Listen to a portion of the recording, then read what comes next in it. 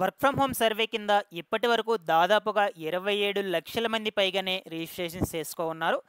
అయితే అభ్యర్థులను ఎంపిక చేయడం కోసం ప్రభుత్వము పరీక్షలను నిర్వహించేందుకు ఏర్పాట్లు చేస్తూ ఉంది.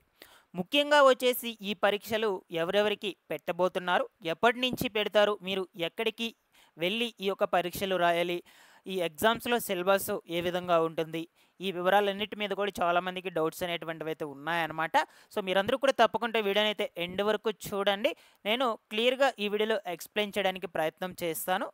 అండ్ అదేవిధంగా ఈ ఎగ్జామ్స్ పూర్తయిన తర్వాత సెలెక్ట్ అయినటువంటి అభ్యర్థులకు జాబ్స్ ఎప్పుడు ఇస్తారు, ఏ విధమైనటువంటి జాబ్స్ ఇస్తారు, సాలరీస్ ఎంత ఉంటాయి, ఈ వివరాల గురించి కూడా చెప్తాను. మీరందరూ ఎండ్ వరకు చూసేసి లైక్ చేసి నన్ను సపోర్ట్ చేయండి. మీకు ఎటువంటి డౌట్ ఉన్నా సరే కమెంట్ సెక్షన్లో కమెంట్ పెట్టి అయితే అడగండి, నేను వెంటనే రెస్పాండ్ అయితే అవుతాను. అలాగే టెలిగ్రామ్ గ్రూప్ను కూడా విజిట్ చేయండి, అక్కడ కూడా మీరైతే నాతో కాంటాక్ట్ అయితే అవ్వచ్చు. డిస్క్రిప్షన్లో అయితే లింక్ పెట్టినాను.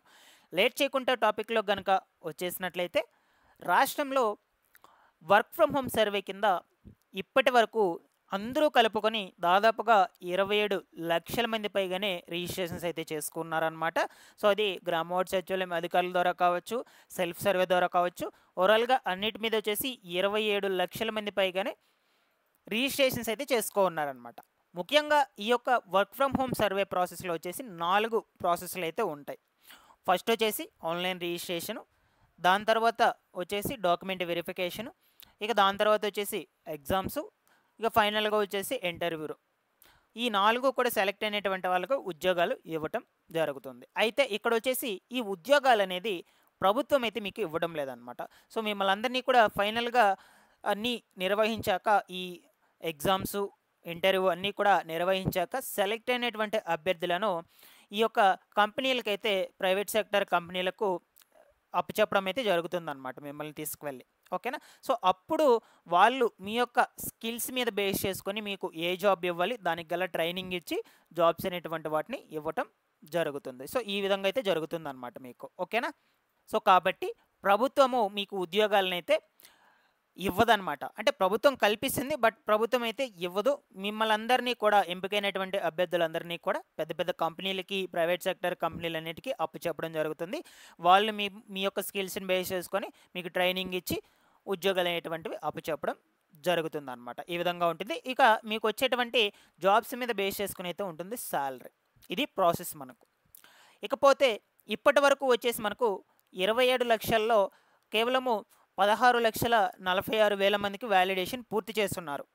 సో ఇక ఈ వ్యాలిడేషన్ పూర్తయినటువంటి వాళ్ళందరికీ కూడా పరీక్షలను పెట్టాలి అని ప్రభుత్వము ఏర్పాట్లు అయితే చేస్తూ ఉంది. ఈ పరీక్షలు వచ్చేసి మీకు వర్చువల్గానే జరుగుతాయి. ఇక రిమైనింగ్ 11 లక్షల మందికి ఇంకా వ్యాలిడేషన్ చేయవలసి అయితే ఉందన్నమాట. ఇక్కడ చూడవచ్చు మీరు. ఓకేనా? 11 లక్షల మందికి వ్యాలిడేషన్ పెండింగ్లో అయితే ఉంది. దాని తర్వాత వచ్చేసి 16,46,000 మందికి వ్యాలిడేషన్ పూర్తయింది. 27,91,000 మంది అయితే రిజిస్ట్రేషన్ చేసుకో ఉన్నారు. ఇక వీళ్ళ పరిస్థితి ఏంటి? ఈ 11,46,000 మందికి ఉద్యోగాలు ఇస్తారా, అసలు ఎగ్జామ్స్ పెడతారా లేదా అని మీకు డౌట్ అయితే రావచ్చు. వీళ్ళకి కూడా పెడతారండి. ప్రభుత్వం ఆదేశాలు జారీ చేసింది. ఈ పెండింగ్లో ఉన్నటువంటి వాటన్నిటిని కూడా వ్యాలిడేషన్ వీలైనంత త్వరగా పూర్తి చేసి వాళ్ళకి కూడా పరీక్షలను నిర్వహించమని చెప్తూ ఉన్నారు. కాబట్టి కొంచెం టైం అయితే ఇస్తారు. ఈ 11 లక్షల మందికి వ్యాలిడేషన్ చేయాలి కాబట్టి మనకు కొంచెం టైం అయితే పడుతుంది. అందువల్ల ప్రభుత్వము ఇస్తుంది టైం కొంచెం. ఓకేనా? సో కాబట్టి ఈ లోపల ఇంకా ఎవరైనా రిజిస్ట్రేషన్స్ చేసుకోకుండా ఉన్నట్లయితే, గతంలో నాట్ ఇంట్రెస్టెడ్ అని పెట్టేసినటువంటి వాళ్ళు కావచ్చు.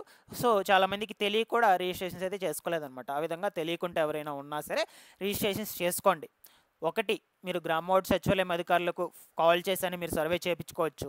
లేదు, రెండు వచ్చేసి సెల్ఫ్ సర్వే మీ మొబైల్ ఫోన్లో ఓపెన్ అయితే మీ మొబైల్ ఫోన్లో చేసుకోవచ్చు. లేదు అనుకుంటే పీసీలో ఓపెన్ అయినా పీసీలో చేసుకోవచ్చు. మొబైల్ ఫోన్లో వచ్చేసి ఒకవేళ ఓపెన్ కాకపోయినట్లయితే డెస్క్టాప్ సైట్ అనే ఆప్షన్ అయితే ఎనేబుల్ చేసుకోండి. అప్పుడు ఓపెన్ కావడం అయితే జరుగుతుందన్నమాట. కాబట్టి ప్రస్తుతానికి ఇంకా ఎవరైనా చేసుకోకుండా ఉన్నట్లయితే చేసుకోండి. చేసేసుకున్నటువంటి వాళ్ళకు నో నీడ్, అవసరం లేదు. మీరు మళ్ళీ చేసుకోవాల్సిన అవసరమే లేదనమాట. చాలామంది కూడా అడుగుతున్నారు, మేము సర్వే కంప్లీట్ చేసుకోవాలన్నా మళ్ళీ చేసుకోవాలా అని. బట్ అలాంటి వాళ్ళు అయితే చేసుకోవాల్సిన అవసరం లేదు. అయితే ఇప్పుడు మీకు ఈ వ్యాలిడేషన్ కంప్లీట్ అయినటువంటి వాళ్ళందరికీ కూడా ఎగ్జామ్స్ అయితే కండక్ట్ చేయబోతున్నారు అనమాట. అది ఎప్పుడు కండక్ట్ చేస్తారు, ఎలాంటి ప్రాసెస్లో మీకు ఎగ్జామ్స్ అయితే పెడతారు, ఓకేనా? ఆ వివరాల గురించి ఇప్పుడు మీకు చెప్తాను. మీరు ఎవరు కూడా టెన్షన్ పడాల్సిన అవసరం లేదు. మీకు ఎగ్జామ్స్ వచ్చేసి వర్చువల్‌లోనే జరుగుతాయన్నమాట. ఇప్పుడు నేను ఎలా కూర్చోనున్నానో కంప్యూటర్ ముందర, సో ఇదే విధంగా మీరు కూడా కూర్చొని ఎగ్జామ్ అయితే రాయాల్సి ఉంటుంది. సో మిమ్మల్ని అందరినీ కూడా ఒక పంచాయతీ వైజ్‌గా లేదంటే మండలం వైజ్‌గా ఎంపీడీఓ ఆఫీసులో అయినా సరే, గ్రామ వార్డు సచివాలయంలో అయినా సరే ఒక బిల్డింగ్ తీసుకొని, ఆ బిల్డింగ్‌లో ఈ కంప్యూటర్‌లన్నీ కూడా పెట్టి, ఇక ఎంపికైనటువంటి అభ్యర్థులందరినీ కూడా అక్కడ ఎగ్జామ్స్ అనేటువంటివి రాయనిస్తారనమాట. ఆ ఏర్పాట్లయితే చేస్తారు. సో ఆల్రెడీ గ్రామ వార్డు సచివాలయాలకు ఈ వెబ్ కెమెరాలు, హెడ్‌ఫోన్స్ ఇవన్నీ కూడా పంపిణీ చేస్తూ ఉన్నారు. అయితే మీరు ఈ విధంగా ల్యాప్‌టాప్ ముందు, అంటే అక్కడ కంప్యూటర్ ఉంటుంది. కంప్యూటర్ ముందు కూర్చొని ఎగ్జామ్ అయితే రాయవలసి ఉంటుందన్నమాట.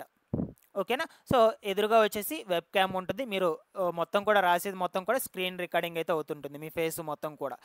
సో ఇంక మీరు ఎక్కడ రాయబడలేదు, పేపర్ మీద, మీ మొబైల్ ఫోన్లో ఎక్కడ రాసేదానికి ఆస్కారం లేదు.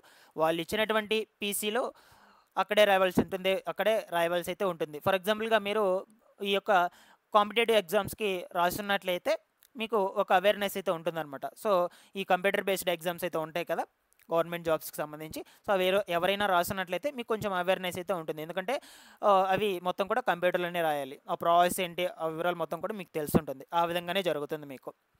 కాబట్టి మీరు అట్లీస్ట్ తెలియనటువంటి వాళ్ళు ఈ కంప్యూటర్ గురించి బేసిక్ నాలెడ్జ్ అనేది తెలిసి పెట్టుకోవాలండి.